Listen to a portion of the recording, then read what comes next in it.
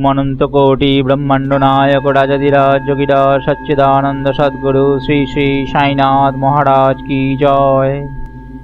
आज আমরা পাঠ করব শ্রী সাই সচ্চরিত থেকে অধ্যায় 16 ও 17। এই অধ্যায়ে থাকছে শীঘ্র ব্রহ্মজ্ঞান প্রাপ্তি, তার জন্য যোগ্যতা, বাবার উপদেশ, বাবার বৈশিষ্ট্য। পূর্ব চর্চিত বিষয় শ্রী চোলকরের সংকল্প কিভাবে পূর্ণরূপে ফলীভূত হয় সেটা গত অধ্যায়ে বর্ণনা করা হয়েছে। ওই কাহিনীতে শ্রী সাই বাবা এমনটাই ইঙ্গিত করেন যে যদি প্রেম ও ভক্তিসহ তুচ্ছ বস্তু অর্পণ করা হয় তাহলেও উনি সানন্দে সেটা স্বীকার করে নেন, কিন্তু যদি ওই একই বস্তু উদ্ধতভাবে অর্পণ করা হতো তাহলে সেটি অস্বীকৃত হয়ে যেত। পূর্ণ সচ্চিদানন্দ হওয়ার দরুন তিনি বাহ্য আচার বিচারকে বিশেষ গুরুত্ব দিতেন না এবং বিনম্র হয়ে ও শ্রদ্ধাপূর্বক দেওয়া জিনিস ভালোবেসে গ্রহণ করতেন। সদ্গুরু শ্রী সাই বাবার চেয়ে বেশি দয়ালু ও হিতৈষী এই সংসারে আর কে হতে পারে? সমস্ত ইচ্ছে পূরণ করে যে সেই চিন্তামণি বা কামধেনুর সঙ্গেও তার তুলনা হতে পারে না। যে অমূল্য ধনের উপলব্ধি সদ্গুরুর দ্বারা হতে পারে সেটা আমাদের কল্পনারও অতীত। এক মহাশয়কে, যিনি ব্রহ্মজ্ঞান প্রাপ্তির ইচ্ছে নিয়ে বাবার কাছে আসেন, বাবা কি উপদেশ দেন এবার সেই কথা শুনুন। একজন ধনী ব্যক্তির দুর্ভাগ্যবশত তার নাম মূল গ্রন্থে দেওয়া নেই। কাছে অতুল সম্পত্তি, ঘোড়া, ভূমি ও অনেক দাসদাসী ছিল। বাবার কীর্তি তার কানে যেতেই সে নিজের এক বন্ধুকে বলে, আমার আর কোনো বস্তুর ইচ্ছে বা অভিলাষ বাকি নেই, তাই এবার শিরডি গিয়ে বাবার থেকে ব্রহ্মজ্ঞান প্রাপ্ত করা উচিত। আর যদি কোনোরূপে সেটা সম্ভব হয়ে দাঁড়ায় তাহলে আমার চেয়ে সুখী আর কে হবে?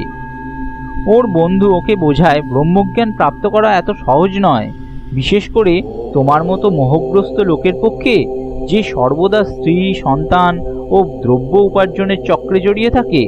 তুমি ভুলেও কাউকে এক নয়া পয়সাও দান করো না, তোমার ব্রহ্মজ্ঞানের আকাঙ্ক্ষা কে পুরো করতে পারে?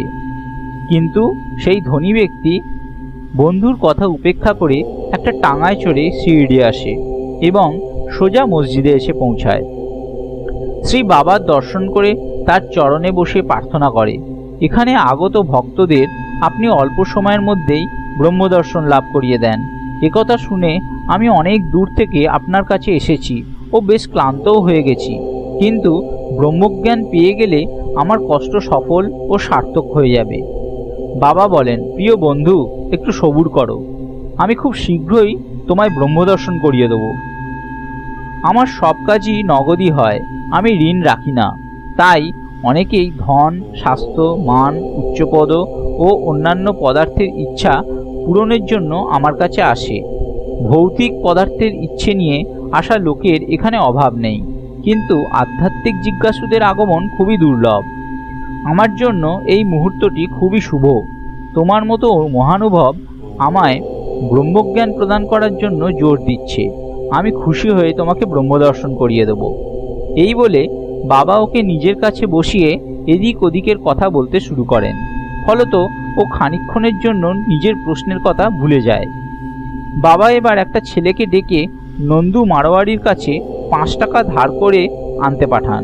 ছেলেটি ফিরে এসে জানায় যে নন্দুর তো কোনো হদিশ নেই এবং ওর বাড়িতে তালা ঝুলছে। এবার বাবা ওকে আরেকটি দোকানদারের কাছে পাঠান, কিন্তু এবারও ছেলেটি টাকা আনতে ব্যর্থই হয়। এই রকমভাবে 3-4 বার চেষ্টা করেও টাকার জোগাড় হতে পারে না। আমরা একথা খুব ভালোভাবে জানি যে বাবা স্বয়ং সগুণ ব্রহ্মের অবতার ছিলেন। তাই এখানে প্রশ্ন উঠতে পারে যে 5 টাকার মতো তুচ্ছ রাশি তার প্রয়োজনই বা কী ছিল? তার তো এই টাকার কোনো প্রয়োজন হওয়ার কথা নয়। এই নাটকটি তিনি কেবল আগন্তুকের পরীক্ষার্থে রচনা করেছিলেন। ব্রহ্মজিজ্ঞাসু মহাশয়ের কাছে নোটে স্তূপ ছিল। সে যদি সত্য সত্যই ব্রহ্মজ্ঞান প্রাপ্ত করার জন্য উৎসুক হতো তাহলে এতক্ষণ চুপচাপ বসে থাকতো না। বাবা যখন হন্যে হয়ে টাকা ধার করার জন্য ছেলেটিকে এখানে ওখানে ছোটাচ্ছিলেন তখন সে শুধুমাত্র দর্শক হয়ে বসে থাকতো না। মহাশয় ভালোভাবেই জানতেন যে বাবা নিজের কথা অনুযায়ী ঋণ অবশ্যই শোধ করে দেবেন। যদিও বাবার চাওয়া রাশি খুবই অল্প ছিল, তবুও সে নিজে থেকে 5 টাকা ধার দিতে সাহস করে উঠতে পারেনি। পাঠকগণ, একটু ভেবে দেখুন, এই ধরনের ব্যক্তি বাবার কাছে ব্রহ্মজ্ঞানের, যেটা বিশ্বের শ্রেষ্ঠ বস্তু, প্রাপ্তির জন্য উপস্থিত হয়। বাবাকে যে সত্যি সত্যি ভালোবাসে এমন ভক্ত শুধুমাত্র দর্শক না হয়ে তক্ষুনি 5 টাকা দিয়ে দিত। কিন্তু এই মহাশয়ের দশা তো একেবারেই ভিন্ন। সে টাকাও দেয় না, আর শান্ত হয়ে অপেক্ষা করতেও রাজি ছিল না, বরং তাড়াতাড়ি ফেরার চেষ্টায় বাবাকে অধীর হয়ে বলে, বাবা দয়া করে তাড়াতাড়ি আমায় ব্রহ্মজ্ঞান প্রদান করুন। বাবা উত্তর দেন, ওহো, এই নাটকটি তো তোমার জন্যই ছিল, তুমি কি কিছুই বুঝতে পারলে না? আমি তো তোমায় ব্রহ্মদর্শনের কথা করাতেই চেষ্টা করছিলাম। শোনো তবে, সংক্ষেপে তাৎপর্য বলি। ব্রহ্মদর্শন প্রাপ্ত করার জন্য 5টি বস্তু ত্যাগ করতে হয়, যথা 5 প্রাণ, দ্বিতীয় 5টি ইন্দ্রিয়, তৃতীয় মন, চতুর্থ বুদ্ধি ও পঞ্চম অহংকার। এই হলো ব্রহ্মজ্ঞান বা আত্মানুভূতির পথ তলোয়ারের ধারে চলার ন্যায় কঠিন।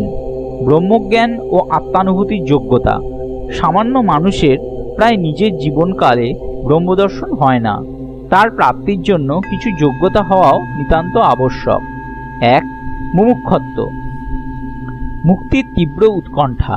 যদি কেউ মনে করে যে আমি বন্ধনে আছি এবং এই বন্ধন হতে মুক্তি চাই, তাহলে তার নিজের লক্ষ্যের প্রাপ্তির জন্য দৃঢ়প্রতিজ্ঞ হয়ে চেষ্টা থাকা উচিত। প্রত্যেক পরিস্থিতির সম্মুখীন হওয়ার জন্য প্রস্তুত থাকা উচিত। এমন লোকই আধ্যাত্মিক পথে চলার যোগ্য। 2. বিরক্তি, লোক পরলোকের সমস্ত পদার্থের প্রতি উদাসীনতার ভাব। ঐহিক বস্তুর লাভ এবং প্রতিষ্ঠা যতক্ষণ এদের প্রতি বৈরাগ্য উৎপন্ন না হয়, ততক্ষণ কেউ আধ্যাত্মিক জগতে প্রবেশ করার অধিকারী হতে পারে না। 3. অন্তর্মুখিতা, ঈশ্বর আমাদের ইন্দ্রিয়গুলির রচনা এমনভাবে করেছেন যে ওদের স্বাভাবিক বৃত্তি সর্বদা ওদের বাইরের দিকে আকৃষ্ট করে। আমরা সর্বদাই বাইরের জগতের ধ্যান করি। যারা আত্মদর্শন ও দৈবিক জীবনের প্রতি ইচ্ছুক, তাদের নিজেদের দৃষ্টি অন্তর্মুখী করে আত্মলীন হয়ে থাকা উচিত। 4. পাপ শুদ্ধি, যতক্ষণ না মানুষ দুষ্টতা ত্যাগ করে, দুষ্কর্ম না ছাড়ে, ততক্ষণ সে পূর্ণ শান্তি পায় না, আর তার মনও স্থির হয় না। শুধুমাত্র বুদ্ধির জোরে জ্ঞান লাভ কখনোই হতে পারে না। 5. সঠিক আচরণ, যতক্ষণ মানুষ সত্যবাদী, ত্যাগী ও অন্তর্মুখী হয়ে ব্রহ্মচর্য ব্রত পালন করে জীবনযাপন করে না, ততক্ষণ তার আত্ম উপলব্ধি হয় না। 6. সারবস্তু গ্রহণ করা, 2 রকমের বস্তু হয়, নিত্য এবং অনিত্য। প্রথমটি আধ্যাত্মিক সম্বন্ধীয় ও দ্বিতীয়টি সাংসারিক সম্বন্ধীয়। মানুষকে এই দুটোরই সম্মুখীন হতে হয়, কিন্তু বিবেক দ্বারা কোনো একটিকে বেছে নিতে হয়। বিদ্বান পুরুষ অনিত্য হতে নিত্য বস্তুকেই শ্রেয় বলে মনে করেন, কিন্তু মূঢ়মতি জন আসক্তিতে পড়ে অনিত্যকেই শ্রেষ্ঠ জেনে তদনুরূপ আচরণ করে। মন ও ইন্দ্রিয় নিগ্রহ, শরীর একটা রথ, আত্মা তার স্বামী ও সারথি, মন তার লাগাম এবং ইন্দ্রিয়গুলি তার ঘোড়া। ইন্দ্রিয় নিয়ন্ত্রণই তার পথ। যারা মন্দবুদ্ধি ও যাদের মন চঞ্চল, অর্থাৎ ইন্দ্রিয়গুলি রথের দুষ্টু ঘোড়ার মতো, তারা নিজেদের গন্তব্যস্থলে পৌঁছতে পারে না এবং জন্ম মৃত্যুর চক্রে ঘুরতে থাকে। কিন্তু যারা বিবেকশীল, নিজেদের মনের ওপর নিয়ন্ত্রণ রাখতে পারে এবং যাদের ইন্দ্রিয় সারথীর উত্তম ঘোড়ার মতো নিয়ন্ত্রণে থাকে, তারাই গন্তব্যস্থানে পৌঁছতে পারে, অর্থাৎ তারা পরমপদ প্রাপ্ত করে এবং তাদের আর পুনর্জন্ম হয় না। যে ব্যক্তি নিজের বুদ্ধির সাহায্যে মনকে বশ করে নেয়, সে শেষে নিজের লক্ষ্য প্রাপ্ত করে সেই সর্বশক্তিমান ভগবান বিষ্ণুর ধামে পৌঁছে যায়। 8. মনের পবিত্রতা, যতক্ষণ নিষ্কাম কর্ম না করা হয়, ততক্ষণে মনের শুদ্ধি এবং আত্মদর্শন সম্ভব হয় না। বিশুদ্ধ মনই বিবেক ও বৈরাগ্য উৎপন্ন হয়, যার দ্বারা আত্মদর্শনের পথে উন্নতি সম্ভব। অহংকার শূন্য না হয়ে তৃষ্ণা থেকে মুক্তি পাওয়া সম্ভব নয়। বিষয়বাসনা আত্মানুভূতির পথে বিশেষ বাধা। এই ধারণা যে আমি একটি শরীর, ভ্রম ছাড়া আর কিছুই নয়। যদি তুমি নিজের জীবনের লক্ষ্য অর্থাৎ আত্মসাক্ষাৎকার প্রাপ্ত করতে চাও, তাহলে এই ধারণা এবং আসক্তি ত্যাগ করো। 9. গুরুর প্রয়োজনীয়তা, আত্মজ্ঞান এত গূঢ় ও রহস্যময় যে শুধুমাত্র নিজ চেষ্টায় তার প্রাপ্তি সম্ভব নয়। তাই গুরুর, যার আত্মানুভূতি প্রাপ্ত হয়ে গেছে, সাহায্য আবশ্যক হয়ে দাঁড়ায়। কঠিন পরিশ্রম ও কষ্ট করেও অন্য লোকেরা কি বা দিতে পারে, যা এখন গুরুর কৃপায় সহজেই প্রাপ্ত হয়ে যায়। যিনি স্বয়ং সেই পথ অনুসরণ করে এসছেন, তিনি নিজের শিষ্যকে খুব সহজেই আধ্যাত্মিক উন্নতির অনুভূতি প্রদান করে দেন। তদ্বিধি প্রাণিপাতেন প্রশ্নেন সেবয়া উপদেক্ষন্তি তে জ্ঞানং জ্ঞানিনস্তত্ত্বদর্শিন। 10. অবশেষে ঈশ্বর কৃপা পরমাবশ্যক। ভগবান যখন কারোর ওপর কৃপা করেন, তখন তাকে বিবেক ও বৈরাগ্য প্রদান করে এই ভবসাগর পার করিয়ে দেন। এইরূপ আত্মানুভূতি নানা প্রকারের বিদ্যাবুদ্ধি বা শুষ্ক বেদাধ্যয়ন দ্বারা প্রাপ্ত করা সম্ভব নয়। এটি তো যাকে এই আত্মা বরণ করে সেই প্রাপ্ত করতে পারে, এবং তার সামনেই আত্মা নিজের স্বরূপ প্রকট করে। কঠোপনিষদে এই কথাই লেখা আছে। বাবার উপদেশ। বাবার এই উপদেশ যখন শেষ হলো, তখন বাবা ওই মহাশয়কে বললেন, আচ্ছা মহাশয়, আপনার পকেটে 5 টাকার 50 গুণ টাকার রূপে ব্রহ্ম আছে, সেটিকে দয়া করে বাইরে বার করুন। উনি টাকাগুলি বার করেন এবং সবার দেখে খুব আশ্চর্য লাগে যে মোট 10-10টা টাকার 25টা নোট ছিল। বাবার সর্বজ্ঞতা দেখে ভদ্রলোক মন্ত্রমুগ্ধ হয়ে যান এবং বাবার পায়ে পড়ে আশীর্বাদের জন্য প্রার্থনা করেন। তখন বাবা বলেন, নিজের ব্রহ্মের অর্থাৎ নোটের বোঁচকা গুটিয়ে নাও। যতক্ষণ তুমি ঈর্ষা ও লোভ থেকে সম্পূর্ণরূপে মুক্তি হবে না, ততক্ষণ ব্রহ্মের সত্যস্বরূপকে জানতে পারবে না। যার মন ধন, সন্তান ও ঐশ্বর্যই পড়ে থাকে, সে এই আসক্তিগুলি ত্যাগ না করে ব্রহ্মকে জানবার কি করে আশা করতে পারে? আসক্তির ভ্রম ও ধন তৃষ্ণা দুঃখের এক ঘূর্ণি। তাতে অহংকার ও ঈর্ষারূপী কুমিরেরা কিলবিল করে। শুধু ইচ্ছামুক্ত মানুষই ভবসাগর পার করতে পারে।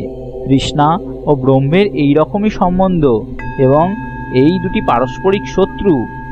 তুলসীদাস বলেছেন, যেথায় রাম সেথায় নাই কাম, যেথায় কাম সেথায় নাই রাম। তুলসী কবু হয় নাই রবি রজনী এক ধাম। যেখানে লোভ, সেখানে ব্রহ্মের ধ্যান বা চিন্তনের কোনো অবকাশ থাকে না। তবে লোভী পুরুষ বৈরাগ্য ও মোক্ষ কিভাবে প্রাপ্ত করতে পারে? সে কখনো শান্তি ও সন্তোষ পায় না, আর সে দৃঢ়প্রতিজ্ঞও হতে পারে না। যদি এক কণা লোভও মনে থেকে যায়, তাহলে বোঝা উচিত যে সব সাধনা ব্যর্থ হয়ে গেছে। যদি একজন উত্তম সাধক ফলপ্রাপ্তির ইচ্ছে বা নিজের কর্তব্যের প্রতিফল পাওয়ার মনোভাব দূর না করতে পারে, এবং যদি তাদের প্রতি ওর মনে অরুচি উৎপন্ন না হয়, তাহলে সব কিছু ব্যর্থ হয়ে যায়। সে আত্মানুভূতি প্রাপ্ত করতে সফল হয় না। যারা অহংকারী এবং সর্বদা বিষয় চিন্তায় মগ্ন থাকে, তাদের ওপর গুরুর উপদেশ বা শিক্ষার কোনো প্রভাব পড়ে না। অতএব মনের পবিত্রতা অত্যন্ত আবশ্যক, কারণ এর অভাবে আধ্যাত্মিক সাধনার কোনো গুরুত্ব নেই। সেটা শুধু দম্ভ মাত্র। অতএব যে পথটা সরলভাবে বুঝতে পারা যায়, সেটাই অবলম্বন করা হোক।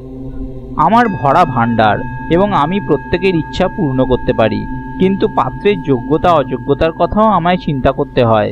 আমার কথা যদি তুমি মন দিয়ে শোনো, তাহলে তোমার নিশ্চয়ই লাভ হবে। এই মসজিদে বসে আমি কখনো অসত্য ভাষণ করি না। বাড়িতে কোনো অতিথিকে নিমন্ত্রণ করা হলে তার সাথে তার পরিবার, বন্ধু, আত্মীয় স্বজনকেও ভোজনের জন্য আমন্ত্রিত করা হয়। ধনী মহাশয়কে দেওয়া বাবার এই জ্ঞান ভোজে মসজিদে উপস্থিত সবাই সম্মিলিত হয়। বাবার আশীর্বাদ প্রাপ্ত করে ওই মহাশয় ও অন্যান্য সবাই নিজের নিজের বাড়ি ফিরে যায়। বাবার বৈশিষ্ট্য। এমন অনেক সাধুসন্ত আছেন যারা ঘরবাড়ি ত্যাগ করে জঙ্গলে, পর্ণকুটিতে বা গুহায় একান্তে বাস করে, নিজের মুক্তির বা মোক্ষপ্রাপ্তির উদ্দেশ্যে চেষ্টা করেন। তারা অন্যের জন্য চিন্তা না করে সর্বদা ধ্যানস্থ থাকেন। শ্রী সাই বাবা কিন্তু এই প্রকৃতির ছিলেন না। যদিও তার কোনো ঘরবাড়ি, স্ত্রী সন্তান, নিকট বা দূরের সম্বন্ধী বলে কেউ ছিল না, তবুও তিনি সমাজেই বাস করতেন। তিনি শুধু 4-5টা বাড়ি থেকে ভিক্ষা করে সর্বদা নিমবৃক্ষের নিচে এসে বসে থাকতেন। সাংসারিক কাজ করে যেতেন এবং লোকেদের শিক্ষা দিতেন সংসারে থেকে তাদের কীরকম ব্যবহার করা উচিত। এই ধরনের সাধু বা সন্ত খুবই কম দেখা যায়, যারা ভগবত দর্শনের পর লোকেদের কল্যাণার্থে সচেষ্ট হন। শ্রী সাই বাবা তাদের মধ্যে অগ্রণী ছিলেন। তাই হেমাৎপান্ত বলেছেন, সেই দেশ ধন্য, সেই পরিবার ধন্য এবং সেই মাতা পিতা ধন্য যেখানে সাই বাবার রূপে এই অসাধারণ পরম শ্রেষ্ঠ অমূল্য রত্ন জন্মগ্রহণ করে। এই সাথেই শেষ হলো আজকের স্বাধ্যায়। ওম অনন্ত কোটি ব্রহ্মাণ্ড নায়ক রাজাধিরাজ যোগীরাজ সচ্চিদানন্দ সদ্গুরু শ্রী শ্রী সাইনাথ মহারাজ কি জয়।